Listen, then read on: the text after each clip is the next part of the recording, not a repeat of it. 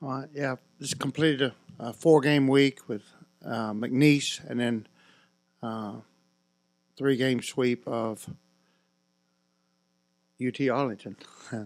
And this morning I've been in the office looking at who we, the week coming up, which is going to be a really busy week, 6 games in 7 or 8 days, and it's going to be interesting to play 5 games in 5 days on the road.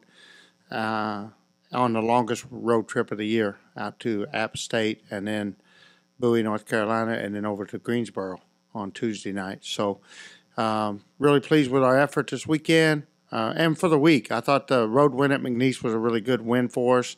Obviously, we give them some confidence when we let them beat us here at our place. So it's really critical for us to go up and have a great effort from both Summer and Carrie. And then Kendra Lamb come in and got the last out of the game and pitched well. And then we went to UT Arlington on Friday night. Summer again pitched well. We had one kind of chaotic inning, and I thought our team handled the chaos really well. Hudak made an outstanding play on defense. Raymond O'Neill had made a great play earlier in the game in center field, and then Morgan Gray had made a great catch in right field in the first inning. So I thought our defense was really good. Kara Grimion, outstanding, both Friday night and in both games on Saturday. Saturday we came back. Summer was really good. Game 2, won 2-0 through, I was thinking, around 70 pitches. And I think it was a compliment. And Game 2 impressed me, both her and Coach Roberts. I thought, Summer's got an ability now to throw 4 good pitches. And I think what you're seeing here the last 2 or 3 weeks is she pitches better the second, third time around because her and Coach Roberts are able to do a better job adjusting their scouting report to the hitters than the hitters are adjusting their scouting report to Summer. And I thought that really showed in that 2-0 win in Game 2. And then we came back. Carrie was really good in Game 3. Had one bad inning where we had a walk and a couple balls that, could have gone different, I think, and ended up being down 2-1 in the top of the second. But we came right back tied at 2-2 in the bottom of the second. Thought our hitters responded well to get it back and get it evened up. And then Carrie settled in and pitched great until we got the lead in the bottom of the fourth. Took a 4-2 lead on their number one pitcher who they'd brought in, Randy Carroll Phillips, and I was proud of our hitters for that. So, anyway, finished the week 4-0.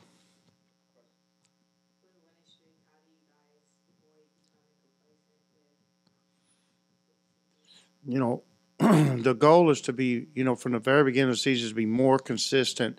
And, we won 14 or 15 to start out with, and then we win 8 and we lose, and then we win 8 or whatever it was and lose.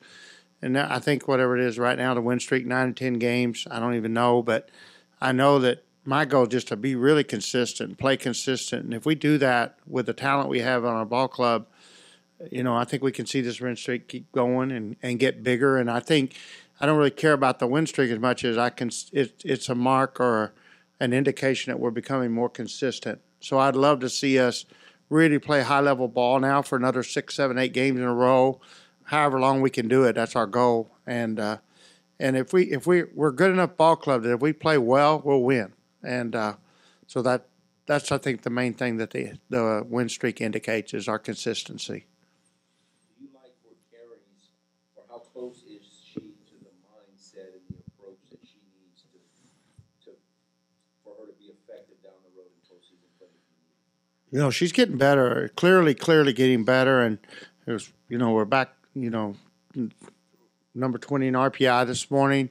So we moved up one spot. And I think if we keep winning, we could slide up and really get close to that 16 mark. And so Carrie understands. We got every single game right now is critical. And we're not giving her innings. She's earned the innings she's getting. And I'm thrilled with where she's at. Her ball, she's throwing the ball with more movement. She's got more command of her changeup.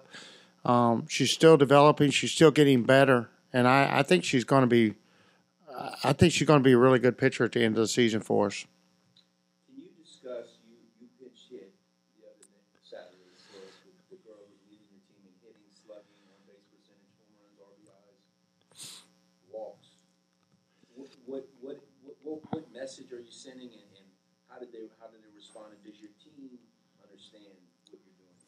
Yeah, we have our best hitter up, Julie Rawls, who's absolutely phenomenal, having an All-American type season. I think she can become an All-American, and people are pitching her really careful right now, and and the tendency is you start getting a little bit. You you start our whole team on offense. We're starting to get a little bit. We're lacking the aggression we had earlier in those. And then I was thinking with a big lead, I think she'd caught 14 innings. Was that the seventh or sixth? Late in the game, and she'd caught every single inning the whole day. And I was thinking about, do I even want her batting at this point? If we had a 4-2 lead, do I want her out to run the base at the end of a hot, long 14-inning day? And I was debating, and then, she took 2 called strikes, and I think, I'm not going to take a chance right here getting a double. I make a point. I wanted to, if she wanted to hit, let's hit those first 2 pitches. And I had a chance to get a kid in. It's kind of I don't know, one of the split decisions you make, but I was really worried about injury. I don't want to lose my best player out there on the bases. And I thought I could make a point on offense at the same time and protect the kid from getting hurt a little bit. There's a little bit of the reasoning. But absolutely, I explained to my kids, I don't want them putting herself, I don't want them, I thought it was a good, we put a batter up there, 0-2 count. That's not a good spot for that pinch hitter, right? But if you're the starting player, why do you put yourself in that 0-2 count by just taking 2 pitches? And I thought there was a couple, 3 points there we could make, but really probably the priority of everything. At that point, I was ready to just get your catching gear on. Let's catch this last and final inning, get these last 3 outs, and let's be done with this game.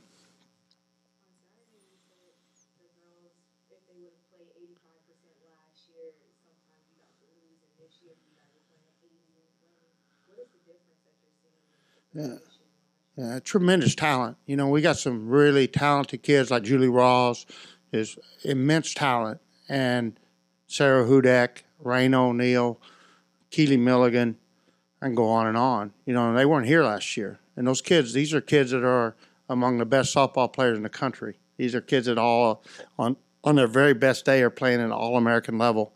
And, Bailey Curry, there's just a lot of talent in our dugout that we didn't have last year. And so our potential is at a much higher level. And last year we had to play at our potential, and to give those kids all the credit they fought for. They were an amazing group of athletes that fought, scratched, clawed for every single thing they got, and kept us in a position to have a really good season, and kept us winning, give us 40 wins. So don't want to slight them in any way. But this team has huge potential, and to whom much is given, much is expected. And I expect a lot out of Hudak and Curry and Rain O'Neill and Julie Rawls and Keely Milligan. And, I'm coaching them hard. And they're just great, great kids, and they're great, great athletes. But we have to have extremely high expectations. And it's hard to play at a high, high level. But fortunately, the good side of that is if we, we're able sometimes to fall a little bit less than our best play, and we'll still win. And, that's a good thing in some ways and a bad in others, because when we get to postseason, we need to be at our best every day. And so we don't want to just, hang your hat on, well, that's good enough to win, so that's good enough. It's not good enough. Just winning isn't good enough right now. It's being your best as often as you can so that we can be our very best in the regional championship and the super regional and hopefully the World Series. We want to be consistently demanding the best of ourselves. Kind of piggybacking off of that, coaches say that often, that we need to be playing our best, but sometimes that can be hard to sell to a team when you go into games knowing that you're better than your opponent. And I mean, there's even still over a month left in the season. I guess my question is, you feel like your team's mentality, they get that? It seems like they get that they have to have that urgency and they have to have that playoff mentality from now going forward. Yeah, I think, they clearly get it, because, the message is delivered by the coaching staff, and the coaching staff's responsible. We're responsible. And if we let them play at 80% and are satisfied with that, they're going to be satisfied too. If we demand 100% and we demand excellence, they appreciate that, and they learn to expect excellence of themselves, always. And I think we're right where we need to be. I think we've hit a little low offensively. We need to pick that back up. But then defensively, I think we're really playing at a high level right now, and of course, pitching, Summer and Carrie are really starting to, I feel like, get in a really good groove and giving us really solid outings time after time after time. So I think that everyone understands the importance of excellence at this point. What about the combination of you want to get out of the lull and you're facing after this week a long road trip? How concerned are you about that? Yeah, I'm really worried because when you're on the road, you aren't allowed to you aren't able to do a lot of batting practice and a lot of hitting.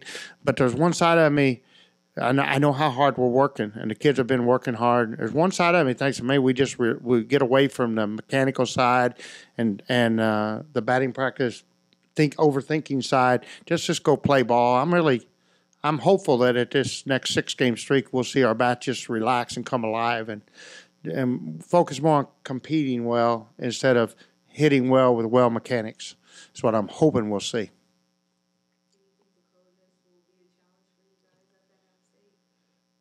The cold temperature? No, not really. I think we'll be fine unless it's unusually cool. The forecast I saw was at low 60s, and I think that's right. What I do think will come into play is rain.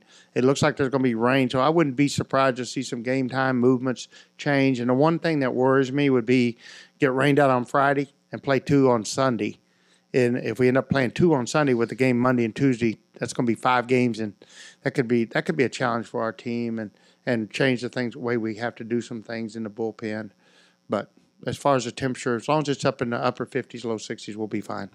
Does a 5-game road trip like that provide an opportunity to maybe get Kendra some extra time on the circle again? We'd hope so. I mean, I'd like to see Kendra get innings, but at this point, my priority is, it's winning, and we're going to do what we have to do to win.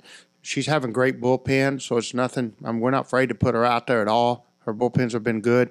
It's just a matter of, having this game situation that allows us to get her in and get her back out on the field.